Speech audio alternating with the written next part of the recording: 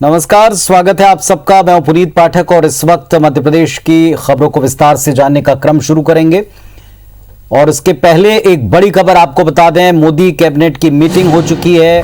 विस्तार के बाद ये पहली मीटिंग हुई और इस मीटिंग में कुछ बड़े फैसले लिए गए। किसान मंडियों को और मजबूत बनाया जाएगा। 1 लाख करोड़ रुपए मंडी के जरिए किसानों तक पहुंचेगा। नारियल बोर्ड में संशोधन होगा। नारियल का कारोबार बढ़ाने पर जोर दिया जाएगा। कोरोना से निपटने के लिए देश को हेल्थ इमरजेंसी पैकेज दिया है। देश में 4 लाख से ज्यादा ऑक्सीजन वाले बेड हैं। हेल्थ इमरजेंसी के लिए 23,000 करोड़ का प्रावधान है। तो इतिहास के सबसे बड़े विस्तार के बाद में मोदी कैबिनेट की पहली मीटिंग हुई और इसके बाद कैबिनेट ने जो अहम फैसले किए हैं उसके बारे में देश को जानकारी दी गई। 4 लाख से ज्यादा ऑक्सीजन बेड देश में उपलब्ध होंगे। इसके अलावा मेडिकल इमरजेंसी की स्थिति में अतिरिक्त बजट दिया है। किसान मंडियों को मजबूत किया जाएगा। 1 लाख करोड़ रुपए मंडी के जरिए किसानों तक पहुंचेगा। नारियल बोर्ड में संशोधन होगा।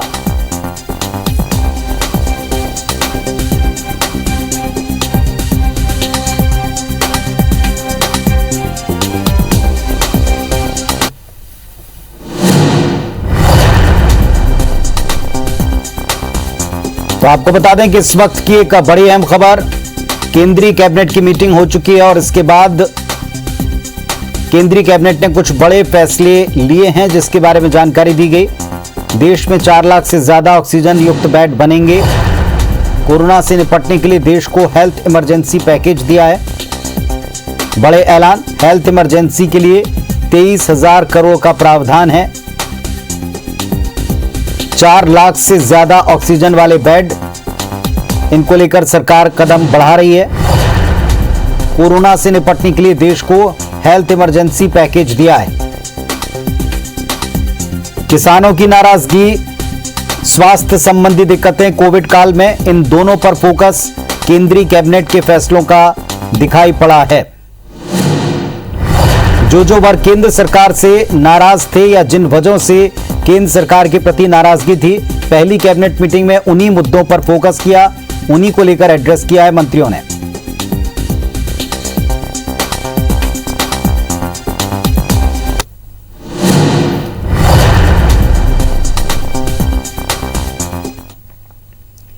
चलिए मध्य प्रदेश की खबरों को विस्तार से देखते हैं। प्रदेश के वित्त मंत्री जगदीश देवड़ा ने एक बयान दिया जिस पर मध्य प्रदेश में सियासत गर्मा गई। दरअसल आए दिन पेट्रोल डीजल के दाम बढ़ते जा रहे हैं और इस वृद्धि पर जब उनसे सवाल पूछा तो उन्होंने कहा कि सरकार जब टैक्स जनता से लेती है तो वो पैसा जाता कहां है? जनता पर ही खर्च होता है। वित्त विभाग ने सप्लीमेंट्री बजट के लिए सभी विभागों से प्रस्ताव मांगे, इस बारे में भी उन्होंने चर्चा की। ये भी कहा कि वाहन खरीदी का कोई प्रस्ताव ना भेजे। मंत्रियों और अफसरों को फिलहाल पुराने वाहनों से काम चलाना पड़ेगा।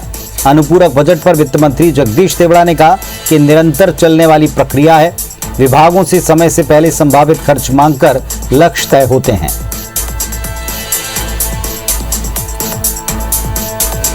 टैक्स अगर सरकार लगाती है तो वो टैक्स का पैसा भी जनता के लिए ही खर्च होता है, गरीब लोगों के लिए खर्च होता है, जन कल्याणकारी योजनाओं के लिए खर्च होता है। प्रचार प्रसार, ब्रांड, खुद की ब्रांडिंग, अभियान आयोजन के नाम पे प्रदेश के खजाने को लूटा दिया है। अब खर्चे में कटौती की बात करें, जब पूरे प्रदेश के खजाने को लूट खाया, कर्ज लेकर घी पीने वाले लोग यदि इस तरह की बात करते हैं तो निश्चित तौर पर हंसी आती है और बचकाना लगती है।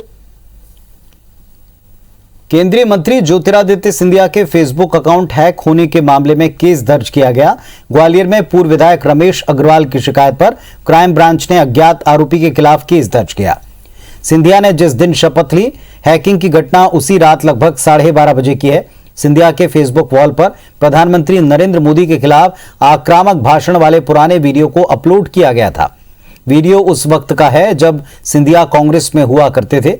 हालांकि खबर जैसे ही फैली, अपलोड वीडियो को फौरन हटाया गया। वहीं इस मुद्दे पर अब सियासत शुरू हो गई। मंत्री विश्वास सारंग ने इसे कांग्रेस की साजिश बताया।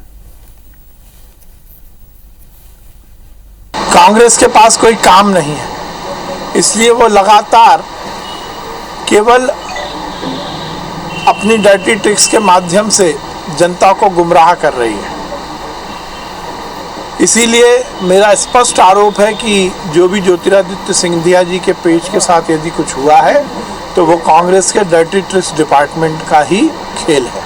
प्राथमिकी दर्ज कर ली गई, 66 IT एक्ट के अंतर्गत मुकदमा पंजीबद्ध कर लिया गया और अज्ञात उस हैकर की जांच पड़ताल की जा रही है। उसमें कहा गया है कि इसमें पुराने वीडियो को अपलोड कर दिया गया था तथा कुछ पोस्टर डिलीट कर दी गई थी। अब मामला विवेचना में इन्वेस्टिगेशन जारी है। मध्य प्रदेश के नए राज्यपाल मंगूभाई पटेल के शपथ ग्रहण समारोह में शामिल होने पहुंचे वन मंत्री विजय शाह राजभवन के गेट पर नाराज हो गए। मंत्री जी की गाड़ी को राजभवन के गेट पर जिला पुलिस ने रोक दिया और पर्सनल सिक्योरिटी ऑफिसर PSO को उतरने के लिए कहा। इस पर मंत्री विजय शाह गुस्से में कार से बाहर निकले और सुरक्षाकर्मी को अंदर ले जाने के लिए अड़ गए। मंत्री की नाराजगी को देखकर पुलिस अधिकारियों ने उनको समझाया और मनाकर कार में बिठाया। इसके बाद मंत्री विजय शाह राजभवन गए। दरअसल राजभवन में मंत्रियों के सुरक्षा कर्मियों को भीतर जाने की इजाजत नहीं रहती। इस पूरे घटनाक्रम का वीडियो सोशल मीडिया पर वायरल हुआ है। इसके बाद कांग्रेस ने सरकार को घेरा। कांग्रेस नेता नरेंद्र सलूजा ने ट्वीट कर पुलिस पर आदिवासी वर्ग के मंत्री विजय शाह का अपमान करने का आरोप लगाया। साथ ही इसके लिए दोषियों पर सख्त कार्रवाई की मांग की। जब वो जा रहे थे तो शिवराज जी की पुलिस ने उनकी गाड़ी को रोक लिया, उनका अपमान किया। उन्होंने परिचय भी दिया, आखिर उन्होंने गाड़ी से उतरना पड़ा। उनके जो साथ में उनके सुरक्षाकर्मी चल रहे थे उनको परिचय करना पड़ा, पुलिस से बहस करना पड़ी, तब जाके बमुश्किल उन्हें वाहन से अंदर जाने की इजाजत मिली। तो यह तो एक आदिवासी नेता का अपमान है और इसको लेकर मुख्यमंत्री को माफी मांगना चाहिए। मध्य प्रदेश के नए राज्यपाल मंगूभाई पटेल ने आज पद और गोपनीयता की शपथ ले ली है। मध्य प्रदेश हाईकोर्ट के चीफ जस्टिस मोहम्मद रफीक ने राजभवन में सुबह 11:30 बजे उन्हें शपथ दिलाई। समारोह में मुख्यमंत्री शिवराज सिंह चौहान, कांग्रेस प्रदेश अध्यक्ष और नेता प्रतिपक्ष कमलनाथ, गृह मंत्री नरोत्तम मिश्रा, पूर्व मंत्री PC शर्मा मौजूद रहे। मंगूभाई पटेल गुजरात की नवसारी से 6 बार के विधायक रहे। इसके साथ ही गुजरात में मोदी कैबिनेट के दौरान वन और पर्यावरण मंत्री रहे। मंगूभाई को दक्षिण गुजरात का प्रमुख आदिवासी लीडर माना जाता है।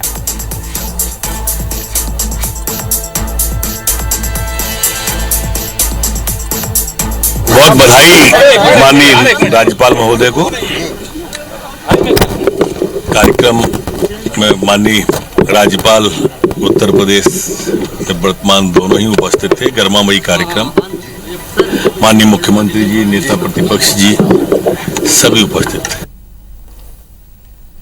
राज्यसभा सांसद दिग्विजय सिंह ने सरसंघ चालक मोहन भागवत के हिंदू मुसलमान का DNA एक है वाले बयान पर तंज कसा। उन्होंने कहा कि अगर हिंदू मुसलमान का DNA एक ही है तो धर्म परिवर्तन के कानून की क्या आवश्यकता है? फिर तो मोहन भागवत और ओवैसी का DNA एक ही हुआ।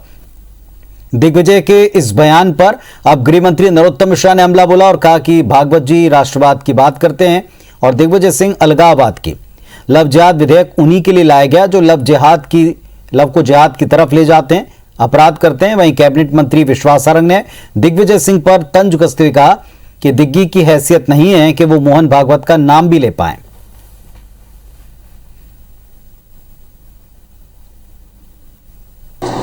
पूजनीय भागवत जी का मंतव्य सदैव राष्ट्रवाद को के लिए रहता है, जोड़ने के लिए रहता है। दिग्विजय सिंह जी अलगाववादी सोच वालों की बात कर रहे हैं।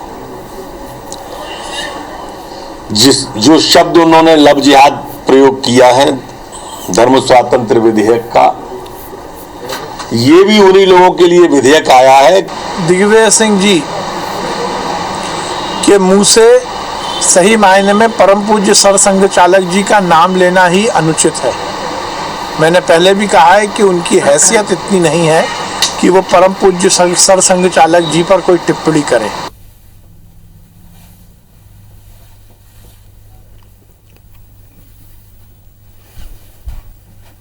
तो और इस वक्त इस विषय पर बातचीत करने के लिए दोनों पक्षों से दो गंभीर नेता हमारे साथ में जुड़ रहे हैं। हितेश वाजपेयी जी जुड़े हैं भारतीय जनता पार्टी की तरफ से और भूपेंद्र गुप्ता जुड़े हैं कांग्रेस पार्टी की तरफ से। भूपेंद्र जी, पहले सवाल आपसे, जो मुद्दा चल रहा पिछले दिनों से सरसंघ चालक पर उनका नाम तक नहीं ले सकते, कमेंट करना तो दूर की बात है, ये भारतीय जनता पार्टी का और मंत्री जी का रिएक्शन है और एक नहीं 2-3 बार है। देखिए, ये जो इस तरह के जो बयान होते हैं ये असंयत और असंतुलित दिमागों से आते हैं, तो उन पर टिप्पणी करने की कोई आवश्यकता नहीं है। अपन तो मूल विषय पे बात करें, और मूल विषय ये है मोहन भागवत जी ने जो कहा है वो क्या कहा है, और दिग्विजय सिंह ने जो कहा है वो क्या कहा है। मोहन भागवत ने कहा कि हमारा डीएनए एक है, बहुत अच्छी बात है। दिग्विजय सिंह ने यही कहा है, लेकिन इसे अपने कार्यकर्ताओं के आचरण में उतार दीजिए। तो अगर जो है कोई पार्टी इस लेवल पर जो है दिमाग से बैंकरप्ट हो चुकी है कि उससे क्या ये कहा जाए कि साहब आपके इस अच्छे विचार को, सदविचार को आप अपनी पार्टी कार्यकर्ताओं में नीचे उतार दीजिए गले में, तो वो इसको भी बुराई समझते हैं। अब बुराई समझते हैं तो ये तो तुम्हारे दिमाग की कैपेसिटी है, उसकी सीमाएं हैं। उन्होंने तो बुराई की नहीं, उन्होंने तो सिर्फ ये कहा है कि आपसे आग्रह है कि आप अपने सदविचार को अपने संगठन में नीचे उतार दीजिए। और क्या कहा है उन्होंने, दिग्विजय सिंह जी ने। अब इसको बुराई समझने वाले लोग जो है उनका दिमाग किस मकड़ी जाल में फंसा हुआ है, इससे आप खुद अंदाज लगा लीजिए। हितेश जी, जी आप सुन रहे होंगे भूपेंद्र गुप्ता जी को, जो सरसंघ चालक जी ने कहा है उसी का समर्थन किया दिग्विजय सिंह ने। कहा अपने समर्थकों को बता दें, अपने कार्यकर्ताओं को बता दें, उसका अनुसरण करवाएं। देखिए, जो मोहन भागवत जी ने कहा है वो तो सत्य है कि भारत भूमि में रहने वाले जितने भी लोग हैं, किसी भी धर्म के हों, उनका मौलिक डीएनए तो हिंदुस्तानी है, भारतीय है। हम सब लोग जानते हैं इस बात को, कोई उसमें ऐसी कोई बात तो है नहीं। लेकिन देखिए, कांग्रेस के लिए या दिग्विजय सिंह के लिए बुरी बात क्यों है? क्योंकि भाई ये बोलने के पीछे मंतव्य है कि जब ऐसी परिस्थिति है तो बलात् धर्मांतरण क्यों? आपका चैनल छत्तीसगढ़ में भी बहुत देखा जाता है। छत्तीसगढ़ की बहुत बड़ी समस्या है वनवासियों का किस प्रकार से किया जा रहा है, प्रलोभन से, बलात्, ये सब चाहे बधाए कैथोलिक एजेंसी इसमें पकड़ी जाती हैं और सुनियोजित ढंग से किया जाता है धर्मांतरण। केरल में इस प्रकार की सरकारी रिपोर्ट में सब आया है, और इसी प्रकार से पश्चिम बंगाल और नॉर्थ ईस्ट में आप जाएंगे तो मुस्लिम धर्मांतरण इसी आधार के ऊपर राजनीतिक कारणों से हो रहा है। कांग्रेस इन बातों का विरोध कर ही नहीं सकती, क्योंकि कैथोलिक धर्मांतरण जो हो रहा है बलात्, उसकी संरक्षक सोनिया जी हैं। ये सारी कैथोलिक एजेंसी सोनिया जी को बैकअप देती हैं। एंटोनियो मारियो उनका नाम रहा है, ठीक है। भूपेंद्र जी उत्तर देना चाहेंगे इसका? तो स्वाभाविक है कि देखिए, ये जो बात बोली और जो ये बात बोल रहे हैं, इससे इनके अंदर की जो गंदगी है, कालिक है, वो अपने आप बाहर आ गई। प्याज के छिलके धर्मांतरण के आप पक्ष में हैं? अभी पहले बात सुन लेने तो अपनी जो है आपने बात बोली, बीच में खुदा फादा मत करो, तुम समझे? अरे नहीं भाई, मैं अपनी बात कह रहा हूँ, आपने अपनी बात कर दी तो सही, मुझे मेरी बात बोलने दीजिए। 24 अकबर रोड पे करना जाके। हाँ मालूम है हमें, आप जो है अभी जो है आपके पास इसके अलावा कोई शब्द नहीं है, ना दिमाग है इससे ज्यादा। आप जो चलिए आप दोनों सम्मानीय जनों ने अपनी अपनी बात कही। जनता के बीच में ये बात जानी चाहिए, दोनों पक्ष क्या इस बारे में सोच रहे हैं, कह रहे हैं। बहुत शुक्रिया आप दोनों का जुड़ने के लिए और अपनी बात रखने के लिए। चलिए देखते हैं बिग न्यूज।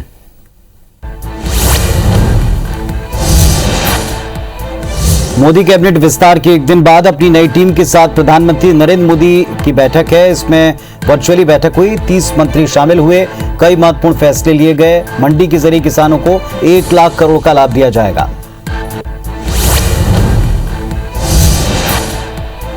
प्रधानमंत्री ने कहा है कि उच्च शिक्षा और तकनीकी शिक्षा को बदलते माहौल और उभरती चुनौतियों के साथ तालमेल बनाने की जरूरत है। कहा कि देश और समाज के भविष्य की जरूरतों को ध्यान में रख तकनीकी संस्थानों में खुद बदलाव की जरूरत है।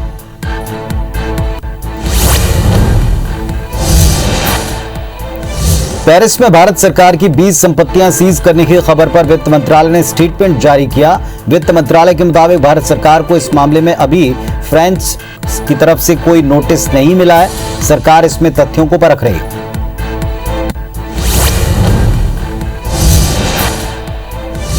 आरबीआई गवर्नर शक्तिकांत दास ने सरकार को सलाह दी। उनका कहना है कि ईंधन पर टैक्स घटाने से कीमतों में कमी आ सकती है। आरबीआई गवर्नर के अनुसार केंद्रीय बैंक मुद्रास्फीति को नियंत्रित करने के काम कर रहे हैं। उनका फोकस अर्थव्यवस्था को फिर से विकास की पटरी पर लाना है।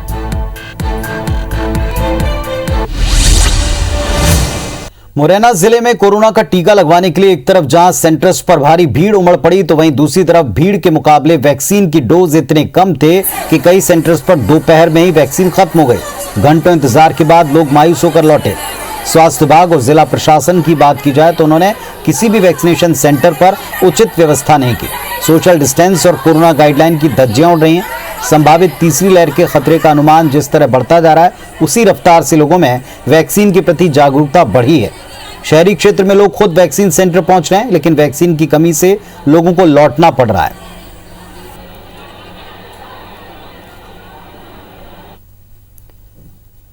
मध्य प्रदेश सरकार ने पालकों की मांग पर फैसला लिया कि इस साल निजी स्कूल ट्यूशन फीस के अलावा कोई दूसरी फीस न लें। अब निजी स्कूल संचालक इसका विरोध कर रहे हैं। निजी स्कूल संचालक कहते हैं कि पिछले सत्र में भी कक्षाएं ठीक से नहीं लग पाई, आगे भी पता नहीं कब तक स्कूल खुलेंगे और ऐसे में स्कूल संचालकों ने सरकार के इस फैसले को एक तरफा बताया। साथ ही सरकार से आर्थिक भत्ता देने की मांग की। स्कूल संचालकों का कहना है कि अगर सरकार मांगों को नहीं मानती तो 12 जुलाई से ऑनलाइन क्लासेस नहीं लेंगे। इतना ही नहीं, विभाग ने जो व्हाट्सएप पर ग्रुप बनाए हैं उनका भी बहिष्कार करने की बात कही है। अभी हमारा ये फैसला है कि सरकार अगर हमारी मांगों को नहीं मांगती है तो 12 तारीख से अनिश्चित काल के लिए ऑनलाइन शिक्षण पूरे प्रदेश में सारे निजी स्कूलों में बंद कर दिया जाएगा। और इसके अलावा जो संकुल के व्हाट्सएप के ग्रुप हैं उसमें जितने हमारे प्रिंसिपल और संचालक शामिल हैं वो सब व्हाट्सएप ग्रुप छोड़ देंगे और हम सरकार के साथ असहयोग करेंगे। तो इस बुलेटिन में फिलहाल इतना ही। खबरों अपडेट्स के लिए आप देखते रहिए IBC 24। नमस्कार।